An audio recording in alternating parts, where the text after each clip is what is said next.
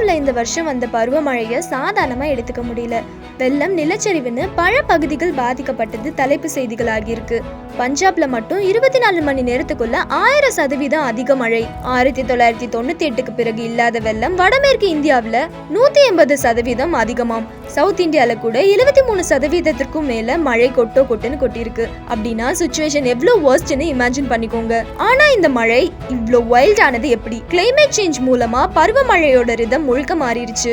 Try spell முடிஞ்சதும் ஒரே தடவை கிளவுட் பஸ் மாதிரி கொட்டுது. ஹிமாலயாஸ்ல இந்த மேக வெடிப்பு தான் டிஸ்ட்ரக்ஷனுக்கு முக்கிய காரணம். அதோட இந்த வருடம் நடந்தது ஒரு ரேர் அட்மாஸ்பியரிக் டாங்கோ.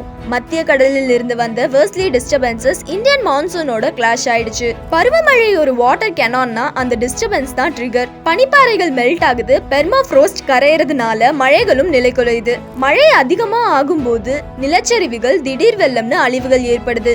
இதுல மனிதன் செய்யற தவறுகள் இன்னும் ஆட் ஆகுது. வெள்ள அபாயம் உள்ள பகுதிகளில் பில்டிங், வடிகால்கள் அடைப்பு, பிளாஸ்டிக் கழிவுகள், பலவீனமான கரைகள்னு எல்லாமே பேரழிவுக்கு காரணமா இருக்கு. அதனாலதான் இந்த வருட பருவமழை ஒரு நேச்சுரல் பிளெஸிங்கா இல்லாம ஒரு வார்னிங் பெல்லா மாறி இருக்கு. இப்போ கேள்வி என்னன்னா, இப்படிப்பட்ட எக்ஸ்ட்ரீம் ரெயினை ஃபியூச்சர்ல எப்படி ஹேண்டில் பண்ணலாம்? உங்க கருத்து என்ன? கமெண்ட்ல சொல்லுங்க. நீங்க பார்த்துட்டு இருக்கிறது மெட்ரோ பீப்புள். லைக் பண்ணுங்க, ஷேர் பண்ணுங்க, மறக்காம சப்ஸ்கிரைப் பண்ணிக்கோங்க.